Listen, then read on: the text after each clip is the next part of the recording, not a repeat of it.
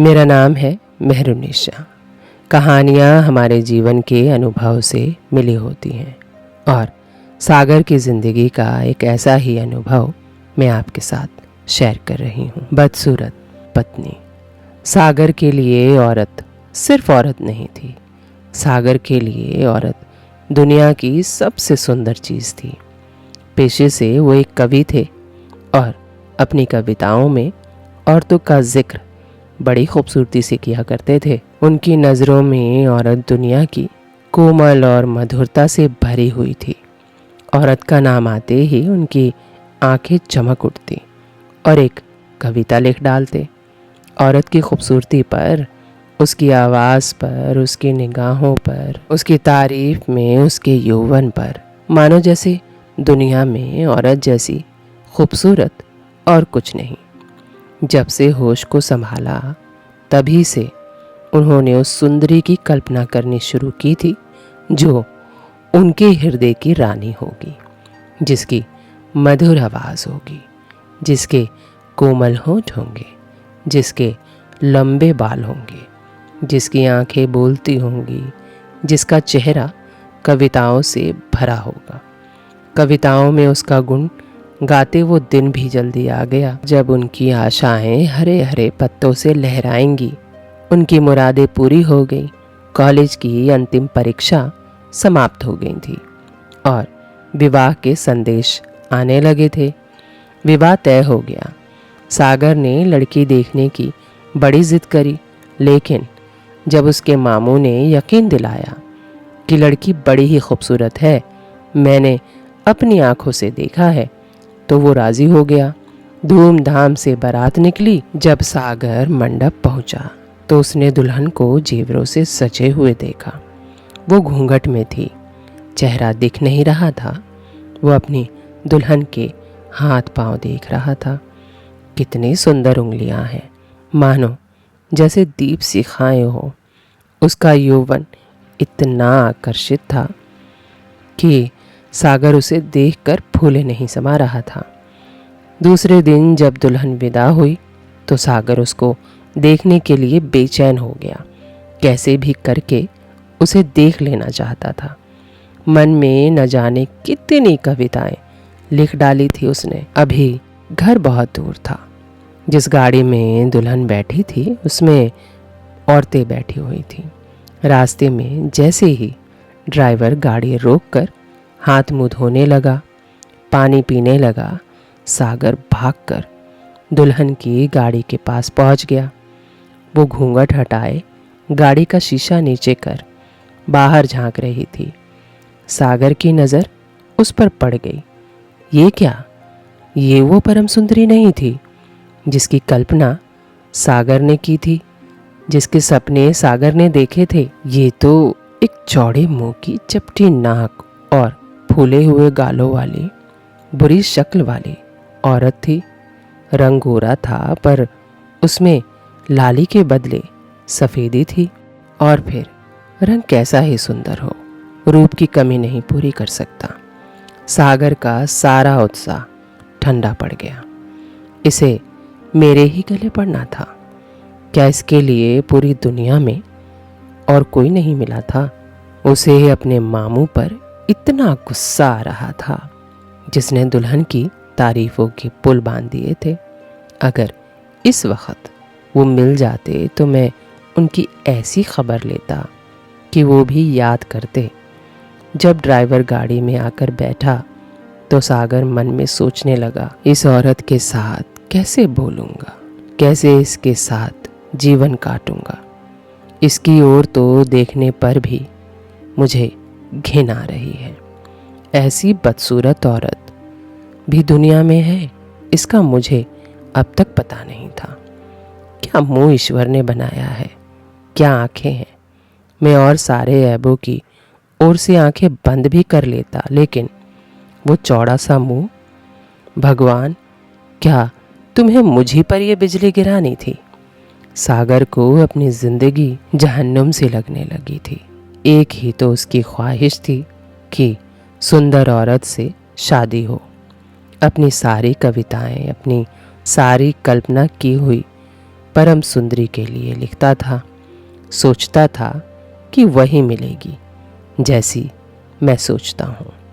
वो अपने मामू से लड़ा, ससुर को खरी खोटी सुनाई, माँ बाप से हुज्जत की, फिर कहीं भाग जाने के लिए सोचता। आशा पर उसे दया ज़रूर आती। वो ये समझता था कि इसमें इस बेचारी का क्या दोष है। उसने ज़बरदस्ती तो मुझसे विवाह किया नहीं है, लेकिन ये दया और ये विचार उस नफ़रत को नहीं जीत सकता था जो आशा को देखते ही उसके रोम रोम में बस जाती थी। आशा अपने अच्छे से अच्छे कपड़े पहनती, तरह तरह के बाल संवारती, घंटों आईने के सामने खड़ी होकर अपना श्रृंगार करती, लेकिन सागर को ये सब बनावटी से मालूम होते।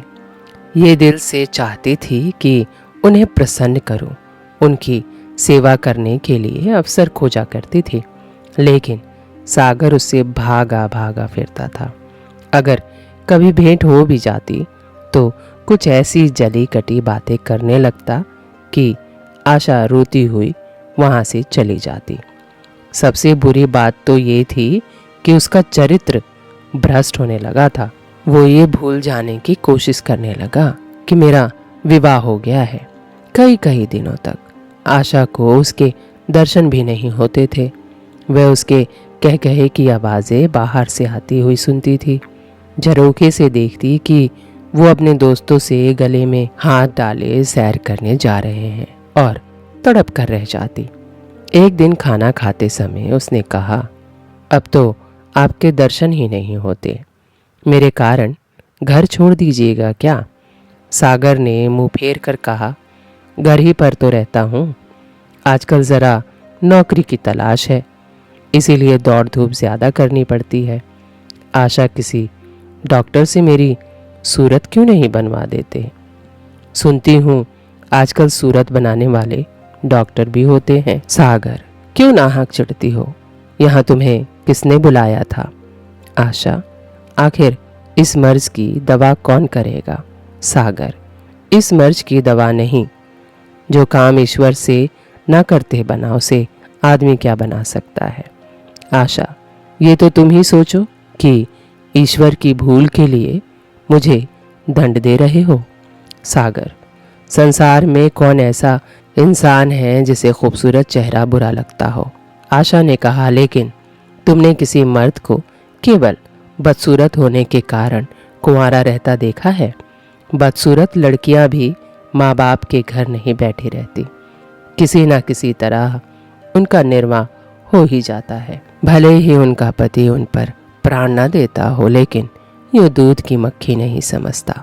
सागर ने झुझलाकर कहा, क्यों नाहक सिर खाती हो? मैं तुमसे बहस तो नहीं कर रहा हूँ। दिल पर जब्र नहीं किया जा सकता और ना ही दलीलों का इस पर कोई असर पड़ सकता है। मैं तुम्हें कुछ कहता तो नहीं हूँ, फिर तुम क्यों मुझसे हुज्जत करती हो? आशा ये झिड़की सुनकर चली गई। उसे मालूम हो गया कि उन्होंने मेरी ओर से सदा के लिए दिल कठोर कर लिया है।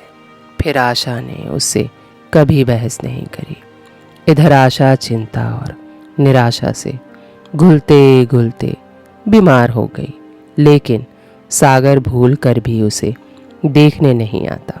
सेवा करना तो दूर रहा, इतना ही नहीं, वो दिल में मानता था कि वो मर जाती तो गला छूटता। अब की खूब देखभाल कर अपनी पसंद का विवाह करता। अब सागर रोज सैर सपाटे करने निकल जाता। वो चरित्रहीन हो गया था, वासनाओं में डूबा रहता। पहले तो उसे आशा को जवाब देना पड़ेगा सोच भी लेता था, लेकिन अब वो ये भी नहीं सोचता। आशा के सामने ही वो लड़कियों को बुला लेता। घर में लड़कियां आती जाती मानो जैसे आशा को चिढ़ा रहा हो। उसकी इन हरकतों से पैसा और इज्जत दोनों ही घट रहे थे। कुवासनाओं में ऐसा लिप्त हो गया कि मर्दाने कमरे में ही जमघटे होने लगे। लेकिन विषय भोग में धन ही का सर्वनाश होता है, इससे कहीं ज़्यादा बुद्धि और ताकत का सर्वनाश होता है। सागर का चेहरा पीला लगा, देह भी क्षीण होने लगी। पसलियों की हड्डियां निकल आई, आंखों के इर्द गिर्द गड्ढे पड़ गए। अब वो पहले से कहीं ज्यादा शौक करता, नित्य तेल लगाता, बाल बनाता, कपड़े बदलता, लेकिन चेहरे पर वो रंगत ना थी। एक दिन आशा बरामदे में चारपाई पर लेटी हुई थी। इधर हफ्तों से उसने सागर को ना देखा था। उसने देखने की इच्छा हुई। उसे डर था कि वो बुलाने पर भी नहीं आएंगे, फिर भी वह मन को ना रोक सकी। सागर को बुला भेजा। सागर को भी उस पर कुछ दया आ गई। आकर सामने खड़ा हो गया। आशा ने उसके मुंह की ओर देखा तो चौंक पड़ी। वह इतने दुर्बल हो गए थे कि पहचानना मुश्किल था।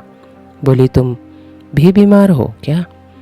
तुम तो मुझसे भी ज़्यादा घुल गए हो सागर। जिंदगी में रखा ही क्या है जिसके लिए जीने की फिक्र करो। आशा, जीने की फिक्र ना करने से कोई इतना दुबला नहीं हो जाता। तुम अपनी कोई दवा क्यों नहीं कराते? यह कहकर उसने सागर का हाथ पकड़कर अपनी चारपाई पर बिठा लिया। सागर ने भी हाथ छुड़ाने की कोशिश नहीं की। उसके स्वभाव में इस समय एक विचित्र नर्मता थी जो आशा ने कभी न देखी थी। बातों से भी निराशा टपकती थी। अक्खड़पन या क्रोध की गंध भी नहीं थी। आशा को ऐसा मालूम हुआ कि उनकी आंखों में आंसू भरे हुए हैं। सागर चारपाई पर बैठते हुए बोला, मेरी दवा अब मौत करेगी। मैं तुम्हें जलाने के लिए नहीं कहता, मेरा ईश्वर जानता है मैं तुम्हें चोट नहीं पहुंचाना चाहता। मैं अब ज़्यादा दिनों तक ना जी पाऊंगा। मुझे किसी भयंकर रोग के लक्षण दिखाई दे रहे हैं। डॉक्टर ने भी यही कहा है। मुझे इसका खेद है कि मेरे हाथों तुम्हें दुख पहुंचा, पर मुझे माफ़ करना। कभी बैठे बैठे मेरा दिल डूब जाता है, बेहोशी सी आ जाती है। ये कहते कहते एकाएक वह कांप उठा। सारी देह में सनसनी सी दौड़ गई। वो बेहोश होकर चारपाई पर गिर पड़ा और हाथ पैर पटकने लगा। मुंह से झाग निकलने लगा। सारी देह पसीने से तर हो गई। आशा का सारा रोग हवा हो गया। वो महीनों से बिस्तर छोड़ ना सकी थी, पर इस समय उसके स्थिर अंगों में विचित्र स्फूर्ति दौड़ गई। उसने तेजी से उठकर सागर को अच्छी तरह लिटा दिया और उनके मुंह पर पानी की छींटे देने लगी। औरतें भी दौड़ आईं और पंखा झेलने लगी, पर फिर भी सागर ने आंखें न खोली। शाम होते होते उसका मुंह टेढ़ा हो गया और बायां अंग शून्य पड़ गया। हिलाना तो दूर रहा, मुंह से बात निकालना भी मुश्किल हो गया। ये मूर्छा न थी, फालिस था। फालिस के भयंकर रोग में रोगी की सेवा करना आसान काम नहीं है। उस पर आशा महीनों से बीमार थी, लेकिन उस रोग के सामने वह अपना रोग भूल गई। 15 दिनों तक सागर की हालत बहुत नाजुक रही। आशा दिन के दिन और रात के रात उसके पास बैठी रहती। उसके लिए पथ्य बनाना, उसे गोद में संभाल कर दवा पिलाना, उसके ज़रा ज़रा से इशारों को समझना उसकी जैसी धैर्यशाली स्त्री का काम था। अपना सर दर्द से फटा करता, बुखार से दे तपा करती, पर उसकी इसे ज़रा भी परवाह न थी। 24 दिनों बाद सागर की हालत कुछ संभली। उसका दाहिना पैर तो लूज पड़ गया था, पर तोतली भाषा में कुछ बोलने लगा था। सबसे बुरी गत तो उसके सुंदर चेहरे की हुई थी। वो इतना टेढ़ा हो गया था जैसे कोई रबर के खिलौनों को खींचकर बढ़ा दे। बैटरी की मदद से ज़रा देर के लिए बैठ या खड़े तो हो जाता था, लेकिन चलने फिरने की ताकत न थी। एक दिन लेटे लेटे उसे क्या ख्याल आया, आईना उठाकर अपना मुंह देखने लगा। ऐसा बदसूरत आदमी उसने कभी ना देखा था। आहिस्ता से बोला, आशा, ईश्वर ने मुझे गुरूर की सज़ा दे दी। वास्तव में मुझे ये उसी बुराई का बदला मिला है जो मैंने तुम्हारे साथ की। अब तुम अगर मेरा मुंह देखकर घृणा से मुंह फेर लो तो मुझसे उस दुर्व्यवहार का बदला लो जो मैंने तुम्हारे साथ किए हैं। आशा ने पति की ओर कोमल भाव से देखकर कहा, मैं तो आपको अब भी उसी निगाह से देखती हूँ। मुझे तो आप में कोई अंतर नहीं दिखाई देता। तुम अभी भी मेरे लिए वो पुराने वाले ही सागर हो। और सुनो, ज़्यादा मत सोचा करो, अब आप ठीक होने लगे हो। सागर, वाह रे, बंदर सा मुंह हो गया है मेरा। और तुम कहती हो कि कोई अंतर नहीं है। मैं तो कभी बाहर ना निकलूंगा। ईश्वर ने मुझे सचमुच दंड दे दिया। बहुत यत्न किए गए पर सागर का मुंह सीधा ना हुआ। चेहरा देखकर डर मालूम होता था। हाँ, पैरों में इतनी शक्ति आ गई थी कि वह चलने फिरने लगा था। आशा ने पति की बीमारी में देवी की मनौती की थी। आज उसी की पूजा का उत्सव था। मोहल्ले की सारी औरतें बनाव सिंगार किए जमा थीं। गाना बजाना हो रहा था। एक सहेली ने पूछा, क्यों आशा, अब तो तुम्हें उनका मुंह जरा भी अच्छा ना लगता होगा। आशा ने गंभीर होकर कहा, मुझे तो पहले से कहीं ज़्यादा अच्छे लग रहे हैं। उसकी सहेली ने कहा, चलो बातें बनाती हो। नहीं बहन, सच कहती हूँ। रूप के बदले मुझे उनकी आत्मा मिल गई, जो रूप से कहीं बढ़कर है। सागर कमरे में बैठे हुए सारी बातें सुन रहा था। कई मित्र जमा थे। ताश हो रहा था। कमरे में एक खिड़की थी जो आंगन में खुलती थी। इस वक्त वह बंद थी। एक मित्र ने उसे चुपके से खोल दिया और खोलकर बाहर औरतों को देखने लगा और शीशे से झांककर सागर से कहा, आज तो तुम्हारे यहाँ परियों का अच्छा जमघट है। सागर बोला, बंद कर दो। अजी ज़रा देखो तो कैसी कैसी सूरतें हैं। तुम्हें इन सबों में कौन सबसे ज़्यादा सुंदर लग रही है, ज़रा बताओ तो सागर। सागर ने उड़ती हुई नज़रों से देखकर कहा, मुझे तो वही सबसे अच्छी मालूम होती है जो थाल में फूल रखी है। वारी, आपकी निगाह, क्या सूरत के साथ तुम्हारी निगाह भी बिगड़ गई है? मुझे तो वो सबसे बदसूरत मालूम होती है। सागर ने कहा, इसीलिए कि तुम उसकी सूरत देखते हो और मैं उसकी आत्मा। तो सागर के दोस्त ने कहा, अच्छा, यही में से सागर है। सागर चुप रहा और फिर बोला, जी हाँ, ये वही देवी है। ये कहकर सागर खामोश हो गया और आशा को देखता रहा और सोचता रहा कि ये कितनी महान है और मैं कितना छोटा। आशा से बेवजह की घृणा की सज़ा मिली थी सागर को। सागर ने कभी आशा की सीरत को देखने की कोशिश ही नहीं की। ये अंतर है एक औरत और एक मर्द के प्रेम में।